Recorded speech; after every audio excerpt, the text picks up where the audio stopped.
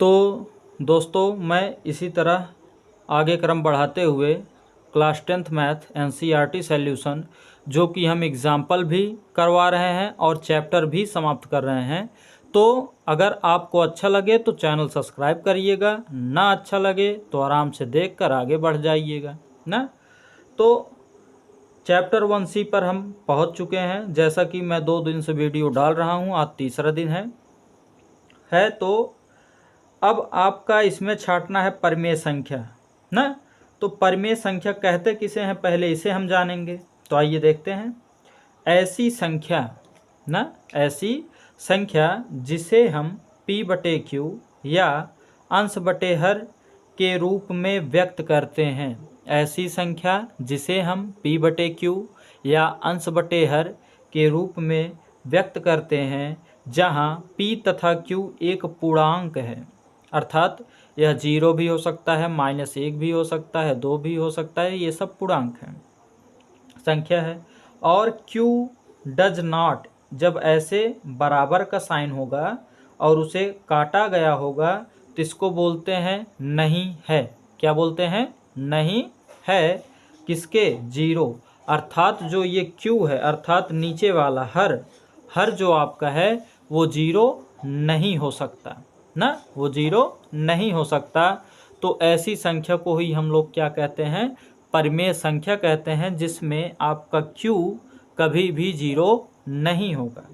तो जैसे कि 3 देखिए, अगर आपसे कोई पूछे 1 से लेकर 100 तक या 1 से लेकर अनंत तक जितनी भी संख्याएं हैं अर्थात गिनतियां हैं, तो वो परिमेय संख्या है। तो आप कहेंगे हाँ वो परिमेय संख्या है, लेकिन एक कंडीशन है कि उसके नीचे 0 नहीं होना चाहिए ना। क्योंकि जब हम आपसे पूछते हैं कि 3 परिमेय संख्या है तो आप कहेंगे है, लेकिन इसके नीचे 0 नहीं होना चाहिए। क्या होना चाहिए? 1 होना चाहिए। हाँ, तो हर संख्या के नीचे या हर गिनती के नीचे हमेशा 1 होगा तो वो परिमेय संख्या होती है। ये 2/4 है तो ये भी परिमेय संख्या, क्योंकि ये p/q के रूप में है, अर्थात अंश बटे हर के रूप में है, तो नीचे 0 नहीं है तो इसलिए परिमेय संख्या है। तो -4 ये भी परिमेय संख्या, क्योंकि नीचे 1 क्या है? 0 भी परिमेय संख्या है, क्योंकि ये नीचे तो नहीं है, ऊपर है। क्योंकि जो संख्या या जो गिनती लिखी जाती है वो हमेशा अंश होती है। क्या होती है? अंश। जो संख्या या गिनती लिखी जाती है वह हमेशा अंश होती है, तो इसलिए 0 अंश है और इसके नीचे 1 हर है, तो इसलिए ये परिमेय संख्या है। और करड़ी के अंदर जितनी भी संख्याओं का वर्गमूल निकलता है, करड़ी के अंदर जितनी भी संख्याओं का वर्गमूल निकलता है वो सभी भी परिमेय संख्या होती हैं। जैसे 16 का 4 होता है, 25 का 5 होता है, 121 का 11 होता है, तो इन सभी संख्याओं का वर्गमूल बनता है, तो इसलिए ये संख्या भी परिमेय संख्या है। आया समझ में? अब नोट पॉइंट में आपको क्या लिखना है? नोट पॉइंट में लिखना है कि आपके विकल्पी में बोर्ड पेपर में बनता है कि बताइए पाई एक परिमेय संख्या है। पाई एक परिमेय संख्या है, तो आप क्या कहेंगे? तो पाई एक अपरिमेय संख्या है। जब भी अगर पाई आपसे पूछेगा तो वो क्या होगा? आपका अपरिमेय संख्या। क्या होगा? अपरिमेय संख्या। लेकिन इसी पाई का मान अगर दे दिया जाए 22/7, तो अगर आपसे पूछे कि परिमेय संख्या है तो आप कहेंगे परिमेय संख्या है, क्योंकि ये p है, ये q है और नीचे 0 नहीं है, तो इसलिए यह परिमेय संख्या है। तो इसी क्रम में अब हम अपना चैप्टर प्रश्नावली 1C शुरू करेंगे ना। तो आइए देखते हैं। आपसे इसमें कहा है कि निम्नलिखित में से हमें परिमेय संख्याएं छांटकर लिखिए। क्या कहा है? निम्नलिखित में से परिमेय संख्याएं छांटकर लिखिए। करड़ी में 3, पाई/3, 22/7, 3 करड़ी में 4 और करड़ी में 4 सही 1/4 और 2.33 परिमेय संख्या है। ये सब बताना है हमें। तो आइए देखते हैं कैसे होगा ये। तो पहला है करड़ी में 3, तो बताइए 3 का करड़ी में कभी भी वर्गमूल बनेगा? नहीं बनेगा। तो मतलब ये कैसी संख्या हो जाएगी? अपरिमेय। कैसी संख्या होगी? अपरिमेय ना। दूसरा आपका है पाई बटे 3, ये है पाई और ये है 3। हमने बताया था अगर पाई आएगा तो अपरिमेय होगा, तो मतलब ये भी क्या हो गया? एक अपरिमेय हो गया।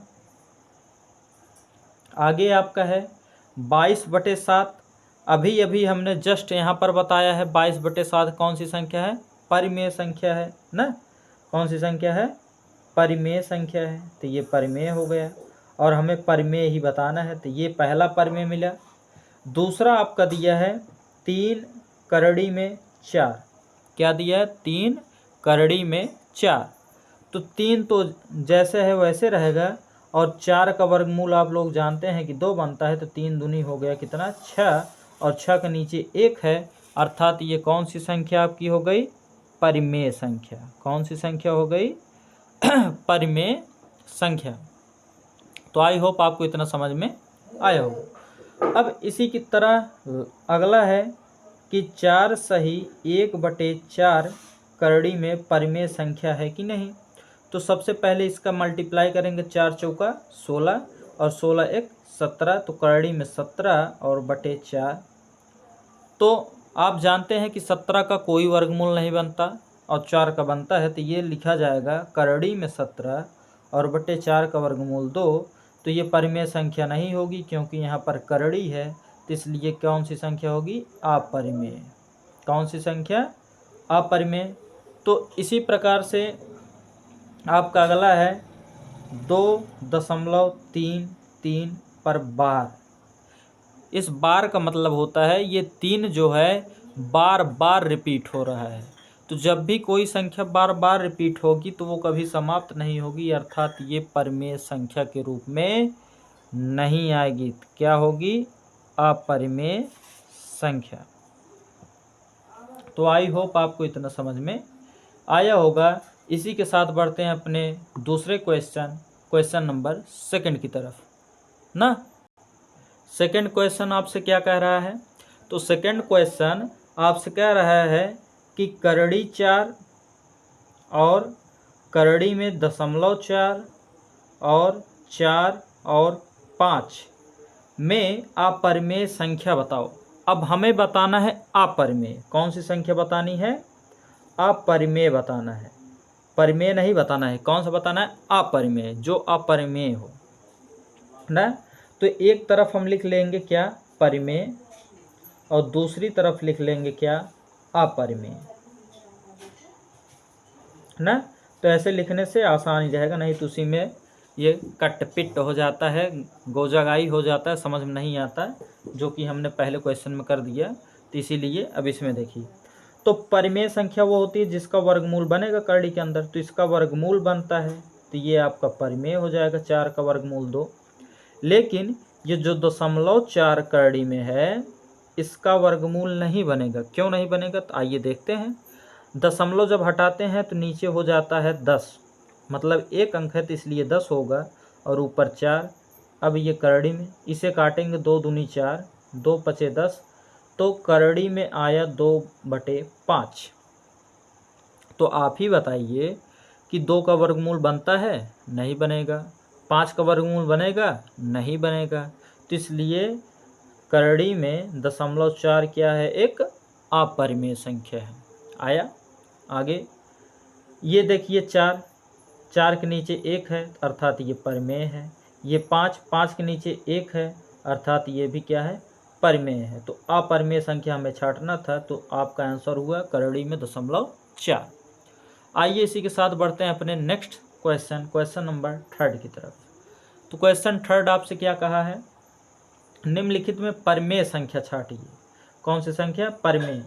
तो केवल परिमेय छाटना है, तो परिमेय हम लिख लेते हैं और छाटने वाला कार्य जारी रखते हैं। तो परिमेय संख्या छाटना है, तो परिमेय संख्या छाटने के लिए आपका सवाल कहा है क्या ना। तो सवाल आपसे कहा है सवाल आपका दिया है कि करड़ी में 3 और दूसरा आपका क्वेश्चन है 14.033737 ऐसे रिपीटेशन हो रहा है, और अगला है करड़ी में 1 और फिर अगला है पाई प्लस 4 ना। तो इसमें हमें बताना है कौन कौन सी परिमेय संख्या है आपकी। तो आप ही बताइए, करड़ी 3 का भी हमने पहले क्वेश्चन में किया, इसका वर्गमूल बनेगा? नहीं बनेगा, तो इसलिए ये तो परिमेय नहीं है। और फिर पहले ही क्वेश्चन में हमने बताया जिस संख्या का रिपीटेशन बार बार होगा तो वो परिमेय नहीं होती, तो मतलब ये भी गलत। फिर करड़ी में 1 और 1 का कितना भी बार गुणा कर लीजिए या कितना भी स्क्वायर कर लीजिए तो एक ही आता है, तो अर्थात यही आपका क्या है? परिमेय संख्या। क्या है? करड़ी में 1 जो है यही आपका क्या है? परिमेय है। लेकिन पाई इसके साथ है तो ये परिमेय नहीं है। तो आई होप आपको समझ में आया होगा। अब इसी के साथ बढ़ते हैं अपने 4th क्वेश्चन पर। तो इसमें कुछ नहीं था दोस्तों, ये समाप्त हुआ। अब चौथा नंबर आपका है कि परिमेय और अपरिमेय दोनों बताइए। तो मतलब एक तरफ लिख लेते हैं परिमेय और दूसरी तरफ लिख लेते हैं क्या? अपरिमेय ना। तो क्वेश्चन आपके सामने हम उतार देते हैं। क्या है यह? 4 माइनस करड़ी में 3 पहला है। दूसरा आपका है करड़ी में 7/2। तीसरा है आपका 5 माइनस करड़ी में 4। और लास्ट है आपका करड़ी में 0.01। क्या है? 0.01। तो बहुत ही इजी क्वेश्चन है, कुछ नहीं है। तो 4 का तो ये परिमेय तो है, लेकिन करड़ी 3 यही जो आ गया ये अपरिमेय होता है, जैसा कि अभी आपने यहाँ देखा है। तो इसलिए ये अपरिमेय में आ जाएगा पूरा। तो इसे लिखेंगे 4 माइनस करड़ी 3 अपरिमेय में। हाँ, अगला करड़ी 7 का वर्गमूल तो बनेगा नहीं, तो इसलिए ये भी क्या होगा? अपरिमेय। फिर ये 5 तो परिमेय है, लेकिन क्या करड़ी 4 परिमेय होती है? तो अभी अभी हमने अपने इस वाले क्वेश्चन में बताया था कि करड़ी 4 एक परिमेय होती है, क्योंकि 4 का वर्गमूल 2। तो ये 5 हो गया, माइनस हो गया, 2 हो गया, और 5 में से 2 गया 3, और 3 के नीचे 1 रहता है, तो मतलब ये परिमेय है। अर्थात 5 माइनस करड़ी में 4 एक क्या है? परिमेय संख्या है ना। अगला ये दिया है करड़ी में 0.01। तो दशमलव हटाएंगे तो दशमलव के बाद 2 अंक है, तो अर्थात नीचे 100 होगा आपका और ऊपर 1 हो जाएगा, और इसका करड़ी। तो 1 का वर्गमूल 1 होता है, अभी अभी हमने यहाँ पर बताया है, और 100 का वर्गमूल 10 होता है, अर्थात ये एक परिमेय संख्या है। अर्थात इसे लिखेंगे करड़ी में 0.01 क्या है? एक परिमेय संख्या। तो इसी तरह से आपका प्रश्न नंबर 4 भी समाप्त हुआ। अब प्रश्न नंबर 5 पर पहुंचते हैं। तो 5 में आपसे क्या कहा कि करड़ी 2, करड़ी 3, करड़ी 9 और करड़ी 15 में परिमेय संख्या बताइए। क्या बताना है? परिमेय संख्या। तो परिमेय संख्या की परिभाषा P/Q। तो बताइए 2 का वर्गमूल कभी भी बनता है? जिंदगी में आपने पढ़ा था? कभी नहीं पढ़ा ना। तो करड़ी 2 का वर्गमूल बनेगा नहीं, तो मतलब ये अपरिमेय है। करड़ी 3 का भी नहीं बनता, ये भी अपरिमेय। लेकिन 9 का वर्गमूल होता है 3, तो करड़ी 9 का वर्गमूल 3, अर्थात ये क्या है? एक परिमेय संख्या है। क्या है? परिमेय हमें बताना है, तो ये परिमेय संख्या है। इसी प्रकार करड़ी 15 का नहीं बनता, तो ये भी क्या है? अपरिमेय। तो आई होप आपको समझ में आया होगा। इसी के साथ अपने वीडियो को आगे बढ़ाते हैं क्वेश्चन नंबर 6 की तरफ। तो क्वेश्चन नंबर 6 आपसे कहा है कि करड़ी 7, करड़ी 11, करड़ी 16, करड़ी 19, करड़ी 23 में परिमेय संख्या बताइए। फिर से हमें वही चीज़ करना है, परिमेय संख्या बताना है। ना, तो वही काम करना है परमेय संख्या। तो बताइए कभी भी करड़ी 7 का आपने परमेय निकाला था? जैसा कि हमने यहाँ पर दिखाया था कि अपरमेय था। क्या था? अपरमेय था। तो मतलब ये गलत हुआ पहला ना, पहला गलत। करड़ी 11 का कभी भी वर्गमूल नहीं बनता, तो ये भी गलत। 16 का बनता है, क्योंकि करड़ी 16 को हम लोग लिख सकते हैं 4, अर्थात ये एक परिमेय संख्या है। कौन सी संख्या है? परिमेय संख्या। और वही हमें बताना है। तो ये इसका भी नहीं बनता, इसका भी नहीं बनता, तो ये अपरिमेय संख्या ना। तो इसी के साथ अब बढ़ते हैं क्वेश्चन नंबर 7 की तरफ। तो क्वेश्चन 7 आपसे क्या कहा है? करड़ी में 4, करड़ी में 3, करड़ी में 5, करड़ी में 9, करड़ी में 16 ना, में परिमेय संख्या बताइए। में परिमेय संख्या बताइए ना। तो आइए देखते हैं। 4 का वर्गमूल आप जानते हैं कि 2 बनता है, तो करड़ी 4 बराबर 2 हो गया, अर्थात ये क्या हो गया? परिमेय हो गया। लेकिन करड़ी 3 का नहीं बनता, तो ये अपरिमेय। करड़ी 5 का नहीं बनता, ये भी अपरिमेय। 9 का वर्गमूल बनता है, तो 9 का वर्गमूल आप लोग जानते हैं, अभी अभी हमने यहाँ पर करवाया था। तो करड़ी 9 का वर्गमूल होता है 3, अर्थात ये भी क्या है? परिमेय। फिर 16 का भी बनता है, तो करड़ी 16 का वर्गमूल होता है क्या आपका? 4, अर्थात ये भी परिमेय। तो मतलब ये परिमेय, ये परिमेय और ये परिमेय। तो इसी के साथ आपका क्वेश्चन नंबर 7 भी हुआ समाप्त। क्वेश्चन नंबर 8 की तरफ चलते हैं। क्वेश्चन नंबर 8 की तरफ। तो क्वेश्चन 8 आपसे क्या कहा है? करड़ी में 2, करड़ी में 3 ना, और फिर करड़ी में 5, और फिर करड़ी में 4/9, फिर करड़ी में 7, और फिर करड़ी में 0.9 में से परिमेय संख्या बताइए। फिर वही कार्य हमें करना है, परिमेय संख्या बताना है। तो आइए देखते हैं। 2 का वर्गमूल आप जानते हैं नहीं बनता, तो अपरिमेय। करड़ी 3 का नहीं बनता, ये भी अपरिमेय। 5 का नहीं बनता, ये भी अपरिमेय। 4/9, तो 4 का वर्गमूल आप लोग जानते हैं 2, और 9 का वर्गमूल 3, तो मतलब ये क्या हो गया? परिमेय हो गया। तो मतलब ये वाला हमारा क्या है? सही है। 7 का आप लोग जानते हैं नहीं बनता, 0.9 है।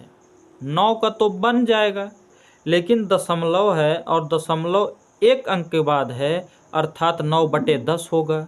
और आप लोग जानते हैं बहुत अच्छे से कि 10 का वर्गमूल नहीं बनता, तो इसलिए यह एक अपरिमेय संख्या होगी। जैसे कि ये हो जाएगा क्या? 9/10 हो जाएगा। तो 9 का तो बन गया 3, लेकिन 10 का करड़ी में 10 रह जाएगा, तो इसलिए यह क्या होगा? अपरिमेय। अर्थात केवल 4/9 एक परिमेय संख्या है ना। तो आई होप आपको यह भी समझ में आया होगा। इसी के साथ बढ़ते हैं अपने अगले क्वेश्चन नंबर 9 की तरफ ना।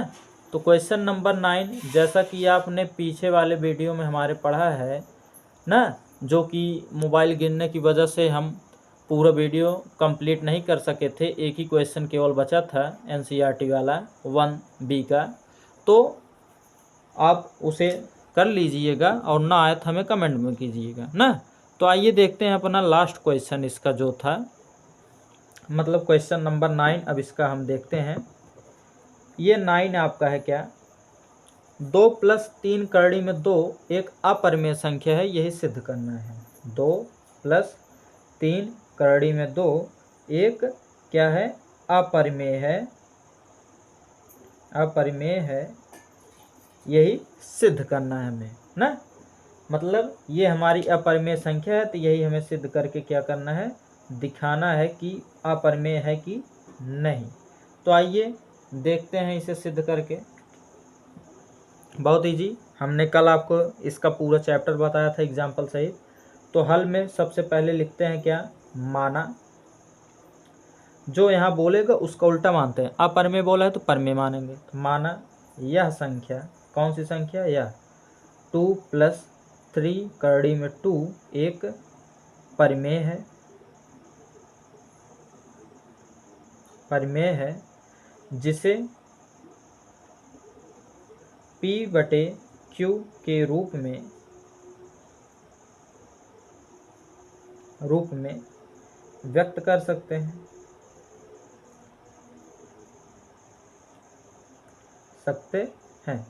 तो आइए देखते हैं अब आगे। तो ये बराबर ये, तो P/Q बराबर है 2 + 3 करड़ी में 2। आप जानते हैं कि करड़ी वाली संख्या को हमें अकेले कर देना है और बाकी सबको इधर ले आना है। तो +2 है, इधर आएगा तो -2, तो हो गया P-2/Q और बटे 1 बराबर बचा क्या, 3 करड़ी में 2। इस Q का इसमें गुणा करेंगे तो होगा P-2Q और ये 3 गुणा है, इधर आएगा तो भाग, और 3 का गुणा जब Q होगा तो 3Q बराबर हो गया करड़ी में 2। अब आप जानते हैं ना क्या कि चूँकि P-2Q/3Q एक परिमेय संख्या है जो कि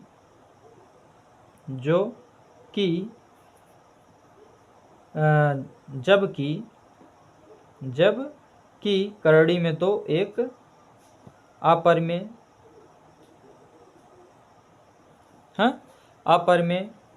संख्या है। तो इसलिए विरोधाभास से हम लोग कह सकते हैं, क्या कह सकते हैं, इसलिए विरोधाभास